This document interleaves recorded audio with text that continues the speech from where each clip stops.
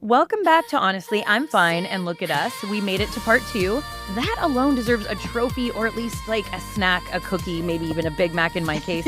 Tanisha is here with me again. Thank you so much for coming back and holding space with me again. And to everyone listening, take a breath, grab your Big Mac, maybe some tissues. We're going to keep going. I'm Tanisha, back again. Friend, witness, unpaid emotional support staff. Basically, my job here is to make sure Maile doesn't start 3 stories at once and forget all of them.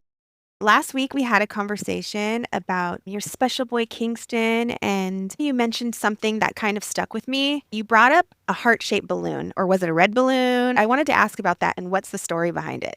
Oh my gosh. When I tell you one thing, it's going to trigger the memory of something else. And we're just going to end up in this non-linear spiral of stories. Then let's pretend this is linear. Start with the balloon. We can save the spiritual maze and the mystery men for a little later. Okay. It was a story that I wrote. It's called Zuma's Magical Balloon. And on the cover is a red balloon with a heart on it. Are you asking about the red balloon because of something I said in text later that made you want to go to the red balloon? Or do you think that I want you to talk about the red balloon? Well, does this have to do with the secret? I feel like I can't tell you his secret until we go through like his 7-year journey. Okay. If you were at the service, then you know his secret because I No. confessed it in my eulogy for him. I can tell you part of the secret because we're at that space where, we talked about him getting transferred to another hospital. In our last episode, there were so many things that we talked about. We talked about I got CPS called on me. I got banned from a hospital. I got a divorce and was living in my car. I couldn't get pregnant and had 2 kids back to back. I had a little boy who got diagnosed with brain cancer. He woke up paralyzed. Do you see how much we could talk about from just that 30 minutes? And then I threw on the secret and that there's a twist to this red balloon thing. I don't even know where to start. Because all of it matters. You will understand me and Kingston's story and our purpose. And I think all of it will open up listeners' eyes and ears and hearts. You will understand that there's more to death than what we know. I feel like skipping any of it will diminish the impact of what I have to tell you. So I struggle with where to go, if that makes sense. Yeah. I don't even know how to explain it. I don't know if you've even read it, Tanisha. No. Well, maybe you should read it before we talk about Zuma's Magical Balloon. No, tell me now. I don't know if I should just give it away. The fact that you didn't read it, I don't know if we should go there yet. I feel like you should have to read it. But for the sake of the listeners, the heart of the story, since you haven't read it, the balloon is Kingston. Zuma is Zuma. She's a kid with her balloon. One day the balloon gets a hole in it and she refuses to let her balloon die. She patches it, she shields it, drags it through storms, lightning, and thunder, all of the nonsense that you can imagine. This balloon is super tough. It's a badass balloon and it doesn't deflate. It actually keeps going. It's a little bit smaller and a little bit weaker, but it is so tenacious and resilient. And eventually she notices something. She notices that the balloon keeps tugging towards the sky. Even when it was weak and tired and worn out, it was still trying to rise. And then Zuma has to make the hardest decision. She has to learn to let the balloon go, not because she wants to, but because she realized that that balloon had already made its choice, that it was ready to fly to that place beyond the clouds and the stars that we can see with our eyes. And she loves this balloon so much that because she loves it, she's able to set it free. No, I love that storyline, though. Thank you. I came up with that on the fly. So Zuma's teacher had asked me to come in and teach her class a creative writing lesson. She had read some of my stuff online and basically said, hey, you write a little bit better than I do. Do you want to come teach the kids? I had a whole lesson planned. It was super cute. It was safe. And then sitting in the car for 5 minutes before school started, I realized this lesson sucks. These kids go through real things. They feel fear, grief, jealousy, joy, and they don't always have the words for these really big emotions. It shows up in their behavior, in acting out or shutting down. And I felt like the school last year, nobody was really teaching them how to say those quiet parts of themselves and those feelings. Yeah. So right there in the car, I scrapped everything and I wrote a brand new story. I used a balloon as a metaphor so that I could talk about grief and the big feelings without standing in front of a room full of 4th graders and saying, all right, kids, let's talk about death. They're still kids, but they're not stupid. They get it. Yeah. I wanted to teach how writing can paint pictures and feelings with our words, how metaphors and similes aren't just grammar. They're a way to make somebody feel what you feel. So in 10 minutes, I wrote Zuma's Magical Balloon. It was 2 pages. I actually wrote 2 different stories, a happy one and a sad one, and then I let them vote. Do you want the happy story or the emotional rip your heart out story? And of course, every single kid picked the sad one. They all immediately voted on the emotional, trauma-packed story. So because why not? I read the story and the whole class was in tears. And that's really how Zuma's magical balloon was born. So your 5-minute parking lot story turned into group therapy for fourth graders. Exactly. Yeah, completely on brand for you. 5 minutes in the school parking lot and a classroom full of kids who were braver with their feelings than most adults. Wow. And like I said, I came up with that on the fly just to teach the kids Yeah. how to use metaphors. And they loved it. They loved it. They did such a great job in their own writing. So shout out to Miss Johnson's 4th grade class last year for doing such a great job. I mean, there were boys in that class that had me in tears and had my heart so full because they wrote such amazing stories. We don't talk to these kids enough about the things that they're going through. So that's what the book was for. There's a guy in my past. Of course, there's a guy. You can be talking about balloons, God, or groceries, and somehow we arrive at a man. If you want me to, I'll just fast forward, chop things up. Go ahead. Long story short, I've known this guy since my 20s.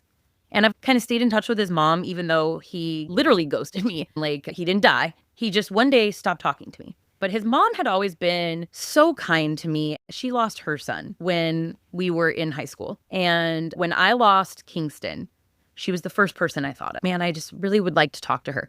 If you look at the book cover, the cover has a red balloon with a heart on it. I used AI to illustrate my book. Every time I would be like, I want a red balloon with a gold heart on it. It would generate a fucking heart-shaped balloon to the point where I was going to throw my computer out the window. I did not want a heart-shaped red balloon. I wanted a red balloon with a heart on it. I reached out to her after Kingston's service, and she mentioned to me that, and I didn't know this, okay? She goes, I don't know if I ever told you this, but when my son passed away on his anniversary, we would release a red heart-shaped balloon into the sky. At that point, the universe was basically leaning over the table like, hey, Maile, pay attention. I did not know that. Wow. The connection there is so wild. Her name is literally my middle name. Her birthday is Kingston's birthday.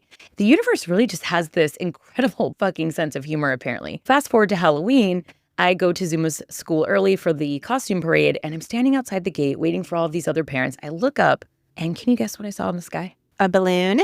Can you guess what color it was? Red. It was a heart-shaped red Wow. balloon. Nobody else saw the balloon in the sky but me.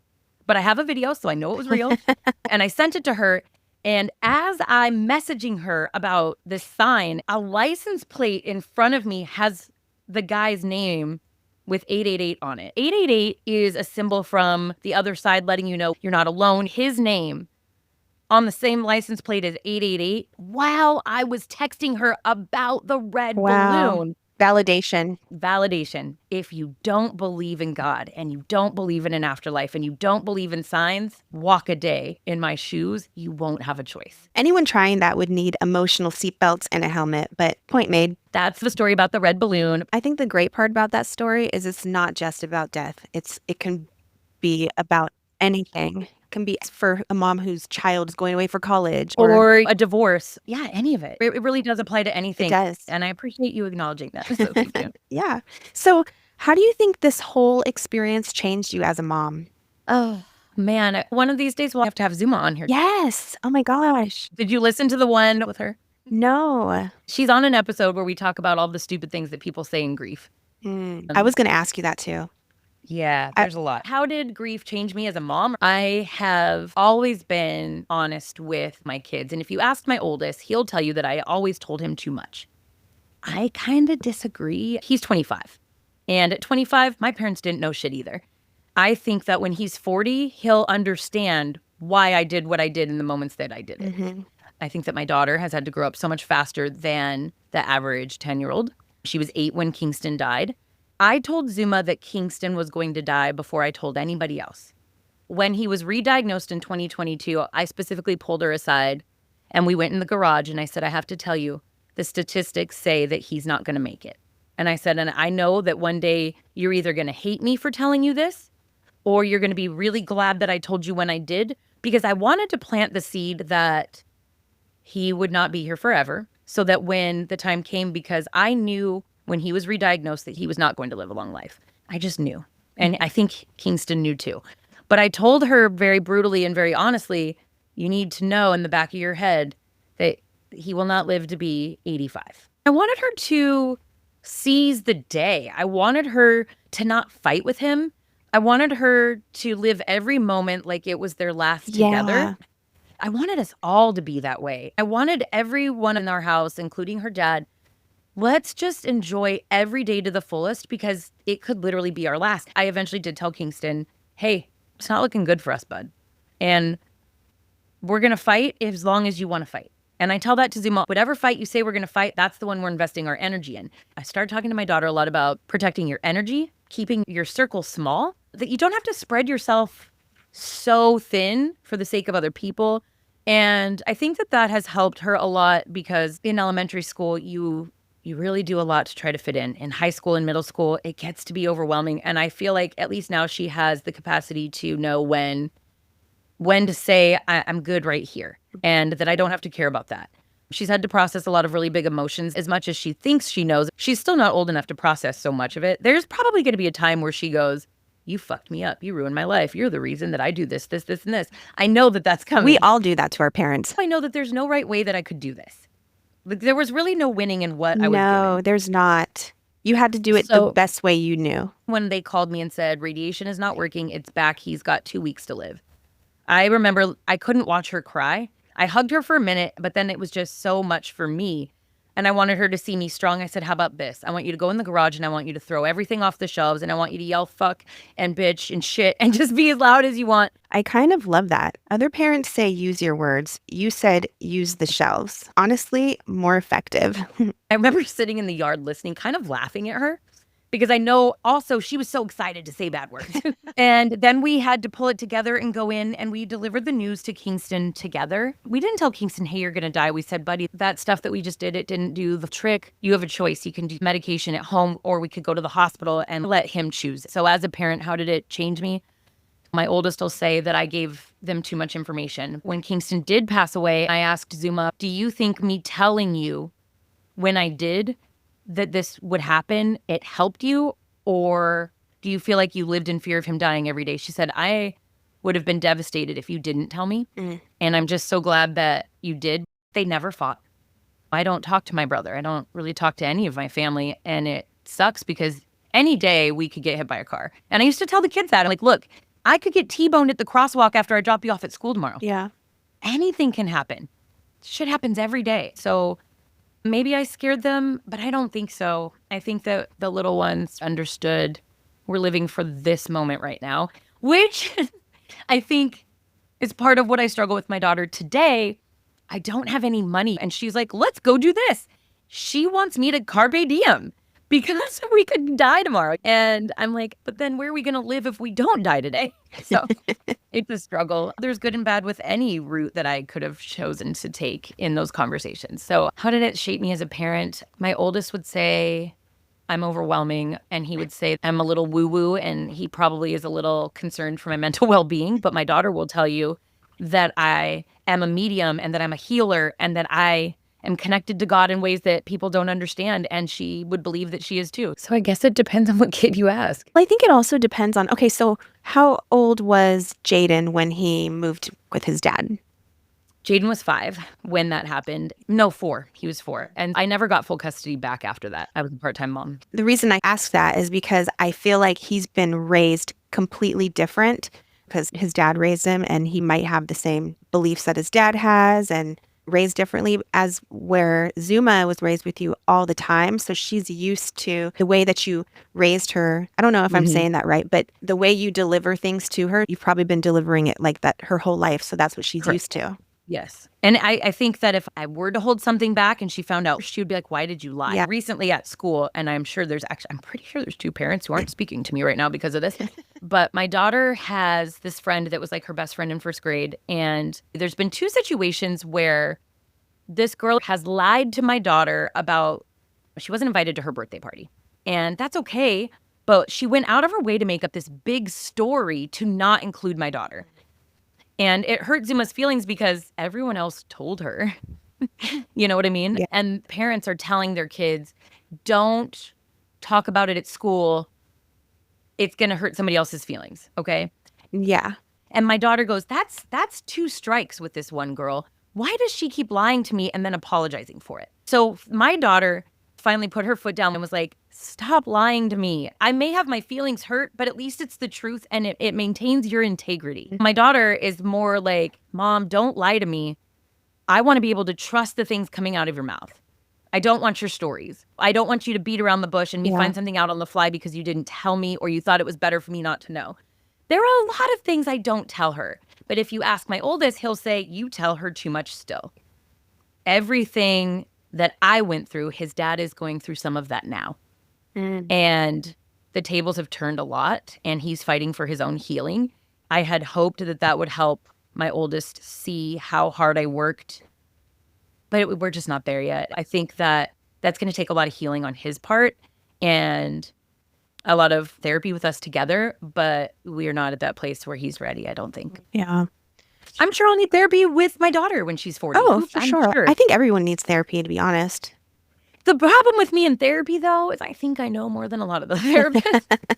And Zuma and I have this thing where if you haven't lost your kid, I don't want to talk to you. And if your brother hasn't died, Yeah. I don't want to talk to you. Yeah, because you can't relate. You don't get it. Exactly. Yeah. And I'm not going to go sit and talk to a 26-year-old who just finished her first round of interning. I'm not going to do that. I'm not going to re-traumatize myself by telling the therapists at these grief groups every 6 weeks my story from the beginning all over again. So anyways, that's my take on therapy. I'm not saying it's bad. Therapy is so important, but continuity of care is crucial. You have to find the right one. Sometimes you go through a couple of them before you find the right therapist. Which would be fine. But for example, Zuma and I have Medi-Cal. When you go to a state-funded mental health support center, they use interns. And those interns rotate out every 6 weeks. So you don't get to keep the same person. And that is reliving the trauma every time you have to tell a new therapist.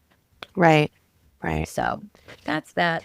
Not to derail the whole conversation, but how did it change me as a mom? It depends on what kid you ask. Me, I feel like it made me very honest, maybe overly so, depending on who you ask on what day. It made me very spiritual and woo-woo. My daughter has every tool in her tool belt. My oldest didn't have that.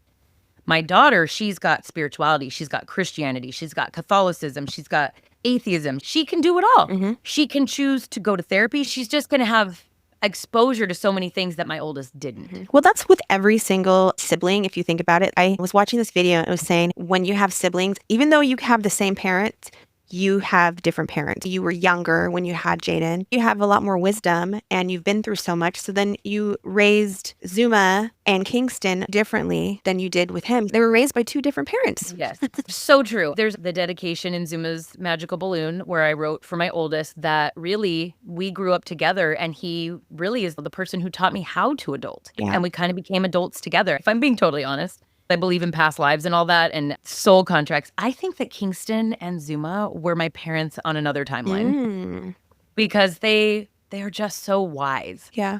And maybe even my oldest too. I don't know that if I were to take a venture out on a limb and guess what my role was in any of my previous existences, I don't think that I was ever the adult. I think this might be my first or second time as the adult. I believe that. I really do. That's hilarious. That's funny you say that because I could totally picture that with you as well. Right? It's funny. One time Zuma said to me, she goes, I hope you know that I've been your mom before. And Kingston, it's one of the secrets, and I don't really want to give it away, but he called me over to him before he passed away and he asked me to lay with him. And he wanted me to put my head on his chest. And he probably weighed about 35, 40 pounds. He was really skinny. It was about 2 weeks before he died. And he goes, put your head on me, just lay with me. And he was petting my head and he was rubbing my back and I was crying. And I felt like I was laying with a father. And out of the blue, he starts talking to me and he says, you're not what they say you are. You are so much bigger and better than everything you believe. I was like, where the hell is that coming? I know. I said, you're so wise. And he goes, I'm a really wise man. I'm just that guy, Mom. And I'm like, huh, okay, Dad. And it felt like I was talking to God himself through my child. Wow. And it just felt very parental and very fatherly. I mean, I could never picture a 9-year-old that coming out of anyone's mouth. That's a child. Should I tell you what the secret is? Sure. Well, when Kingston got transferred hospitals, there was an ambulance ride where I was following with my car. He still couldn't speak. He was completely mute. This is in October of 2018. When we get into the hospital room at UCLA, I asked, did he not get any speech therapy? Why is he still not talking? Well, as soon as the room was empty, I put him on my lap and I hug him so tight. And he looks up at me and he says, Mom. And I said, you can talk. And he nods his head and he goes, Mom. And I said, how long have you been able to do this? He said, Mom. But the story gets crazier. Fast forward 2 or 3 years. We've done a lot of speech therapy and OT to rebuild his ability to speak, and it's a long journey. But I hear him in the back of the car. He's in the back seat with Zuma. We're driving somewhere, and me and his dad are in the front seat. I've asked many times, Kingston, did you ever see God when you were in surgery? I love that you asked that stuff. I did. I think we took him to church once before he died. It was the Christmas before he died that we took him to church. So not a lot of stories about Jesus ever been told. I'm listening to the kids in the back seat, and Zuma goes, do you believe in Jesus? Do you believe in God? When I would ask him in the past, he'd be like, nah, meh. He would change the subject. He didn't want to talk about it. I was like, man, that sucks, because I just really want to know, like, what did you see? How did that go for you? Sorry, my throat's closing. That happens sometimes. They say when you're channeling spirit that you can feel how they felt in a moment. Yep. This happens to me a lot, and it's when he couldn't speak that I start to feel like this. Sorry. Because I start talking about, I don't know. We have to ask me about that another time. I'm very familiar with Long Island mediums, so I know. Okay. So, like he said to his sister in the back of the car that day, well, yeah, I believe in God. He came to me and he healed me. At that point, he had been in remission for 2 years. I slapped his dad on the leg because I knew I couldn't interrupt because he would immediately stop talking. Our ears pricked up and we're listening, and he goes, when I was riding in the ambulance to go see mommy at the new hospital, God came and put his warm hands on my chest and he healed me so that I could say her name. Wow. I started crying in the front seat, trying so hard. Oh, God, don't ask questions, because I wanted to hear more. Wait, you didn't want to ask questions because his dad was there? No, because Kingston would stop talking. Oh, okay. If you ask Kingston on your terms, he wouldn't tell you anything. He would shut down. I got it. Okay. So he's telling Zuma the story in the back of the car. And I'm like, oh my God, he met God, Holy fuck. That's the first time I'd ever, and I just got really dizzy just now. He really went into detail about the warm hands on his chest healing his voice. I'm going to fast forward and I'll tell you the big secret. We're at radiation. And it's the night before we find out if radiation is working. When we started radiation, there were several mets in his brain that could have been pushing on so many things. And when that happens, you could start to hallucinate. We were in the hotel in San Diego. I wasn't sleeping. I took all the stuff out of our suitcase and I folded and refolded. He'd been asleep for a while. And he pops up and he goes, you're awake. Scared the shit out of me because I didn't know he was awake. I said, yes, sir, I'm awake. Hi. Hello. He goes, Mom, I got to tell you a secret. I said, okay, I love secrets. And I climbed in the bed with him and he goes, you probably already know this. I said, hey, I'm on edge here, buddy. What is it? And he goes, I work for God. I said, what? And he goes, I'm an angel. And I said, yep, I already know. You're right. I knew this one because you're the sweetest, most kind, loving, beautiful human being I've ever met. And I started telling him all the ways that sharing his rehab journey saved the lives of other children who also had posterior fossa syndrome. Probably more than a dozen kids that we met over the course of his remission went to the same places he did for rehab that thought they would never walk again that walk today. And so I told him, that's what an angel does. You changed people's lives. And he goes, stop it. That's not what I meant. I need to tell you right now, I work for God. He didn't say that like a poet. He said it like it was his job title. Like, hi, I'm Kingston. I work for God. I'm a real life angel, like sent from heaven. I was never supposed to be here. My life was always going to be short.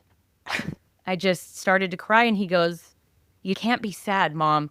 I was sent here to do a job. He said it like he was reporting from a shift at Target. Yeah, man, I got promoted. Afterlife department.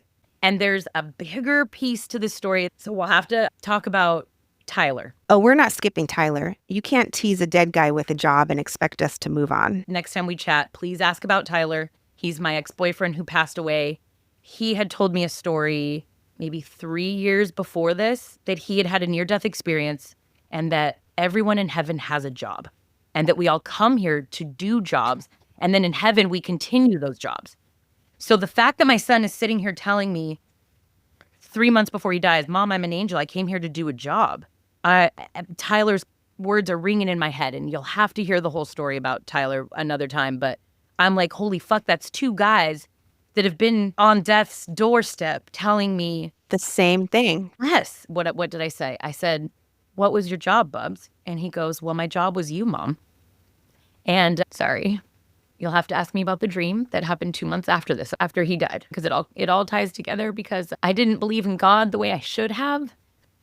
And I talked about this last time we chatted, all those different ways that God tried to reach me, getting sober, the miracle baby.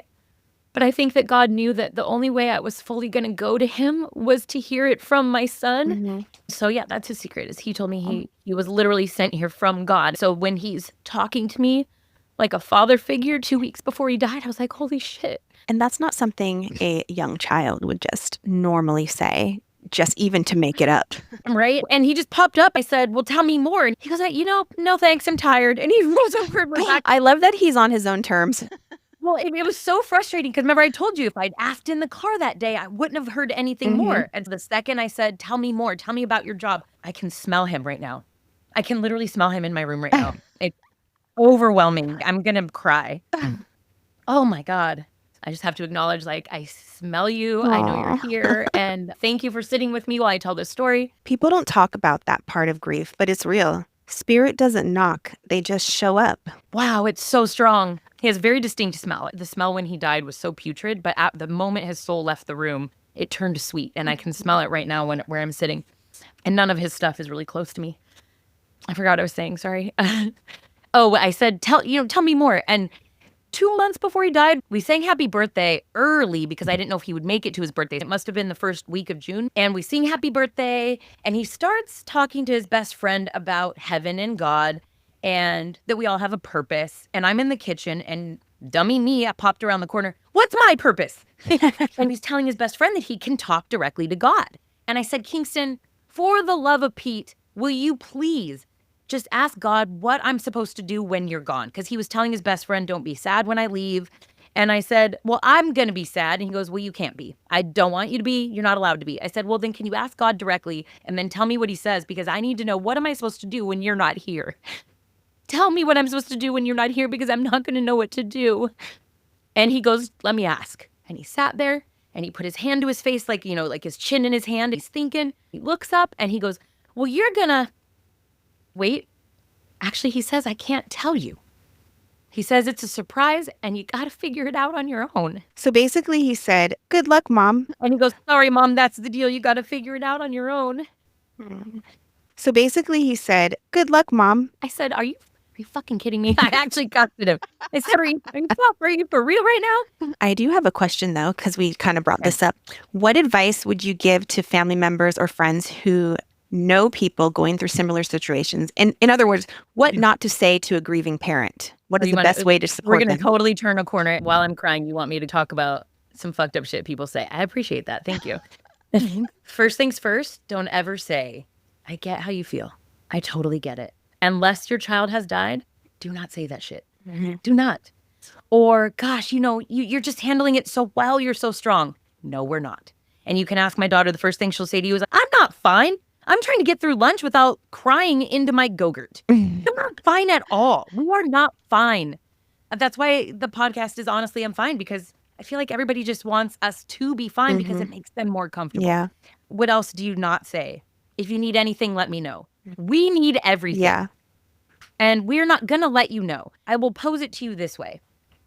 I'm letting people know now, a year later, because now I'm in a place where I'm so desperate for help. And it's not as available as it should be. There were so many grants and funding, and I was getting paid to take care of Kingston. There's none of that. Once they're gone, everything is gone. The people are gone. And that's the number one thing I would say. Don't ghost your friends. If they're truly your friends, stick it out. If they don't want to go somewhere, ask them anyways. If they say no for a year straight, don't stop asking. Don't not talk about their kids because you're afraid it's going to make them sad, because guess what? We're fucking sad every minute of every day, no matter what. You can't bring them up and be afraid you're going to trigger something. I am thinking about him even when I'm not thinking about him. And when you bring him up, it makes me so happy because I want to know that you didn't forget him. Those are my big things. What not to say is, God, I totally get it. My dog died from cancer last year. Gosh. Fuck your dog. Because we get that a lot. I can really smell Kingston. It's like he's sitting in my lap. He would want me to tell people to be happy, It's okay to be happy. If you're a mom in a situation where you have lost your child, it's okay to be happy with your other kids. It's okay to be sad with your other kids. And it's actually okay to be happy when they're sad, and it's okay to be the other way around. And that's something that I think Zuma and I struggle with a lot is we both don't like to see the other one cry, because I think that both of us are afraid that if we both tank at the same time, who's going to pull us out of the darkness? I've learned the hard way, and I catch myself saying it all the time. I will constantly say, at least you have, so what did somebody say to me? At least you have Kingston, or at least you have Jaden and Zuma. Oh my gosh. They're not backup batteries. I catch myself doing it all the time. There's a video by Brene Brown about empathy. The best thing you can do for somebody who is sitting in the dark is to sit in the dark with them. Sometimes that means you sit there in silence. You don't always have to talk. You don't have to say the right thing. We don't expect you to know the right thing to say. Shocker. At least he's in a better place is not comforting. We can make that a public service announcement. Sometimes we just don't want to be alone. Sometimes we just want you to drop off coffee and leave. Don't feel obligated to sit with us. Yeah. If you have a friend or you know the child and your child is processing grief, make sure their school talks about it. That's something I'm really struggling with right now is as a community, everyone knew my son, and then he passed away 3 weeks before school started, and the school did not support the kids the way they should have. And right now there's a teacher who was diagnosed with breast cancer. And I took my daughter to school today who was upset about the teacher. So she's heartbroken to hear about this beloved teacher who is now going to go through her own battle. And her best friend is in the hospital struggling with an illness that is life-threatening. And she lost her brother. And we go to school today and the school doesn't have a counselor on site. How in the week that you announce cancer has stricken your school again, do you not have anybody available to talk to? There's no therapist there. I don't know. Make sure your kids have access to what they need. I'm going to plug my project. It's called the Afterwards Project. I started a company called Thrive Advocacy Collective. My main goal through Thrive will be to provide families and parents specifically dealing with child loss. I will help anybody who needs it, but my specialty is obviously child loss. I want to bridge the gap. If you are facing the loss of your child, you may not want the pictures. Let somebody bring in a photographer. You may not want anybody there when they die, but somebody took a picture in the last hour of his life, and it is the best picture I have. There's just so many things that we couldn't afford or I just didn't think about. Little things like when the funeral home comes to pick him up, carry him to the car yourself, and you choose when.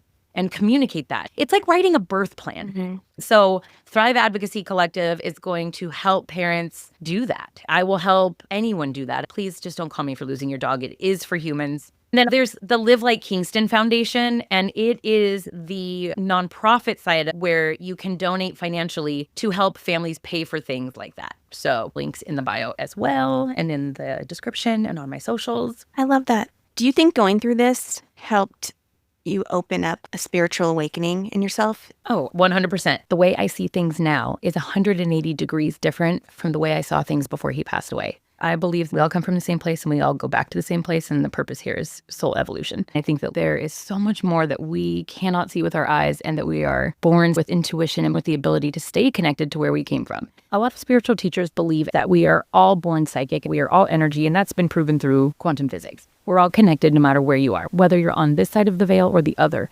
But when your soul becomes jaded, as you become an adult and you start to go through life's experiences, the dense energy of this planet begins to weigh you down, and you block out those connections and you block out the abilities that you were born with. I think that losing Kingston unlocked those for me. It awakened something in me that I blocked out for whatever reason. Yeah, I could totally picture that with you. A lot of people think I'm crazy, that I'm just grieving. Oh my gosh. This is the way to stay connected to my son. But once you have had these experiences and these signs and synchronicities that are just inexplicable, it actually feels more sane and sounds less crazy in my own head to accept that there is more to death than what we believe it is, versus brushing it off as a coincidence. Like at this point, there are no coincidences. That totally makes sense. You can't even deny that. But what do I know? You've obviously been through so much. For sure. I never would have thought that. So as far as spiritual awakenings go, that's the long answer. But the short answer, yes. Yes, I have had a spiritual awakening of sorts. Wow. Somehow I took that question and I launched it into another time zone entirely. Classic me. I did have a few other questions. I'll just go ahead and ask about that spiritual guru.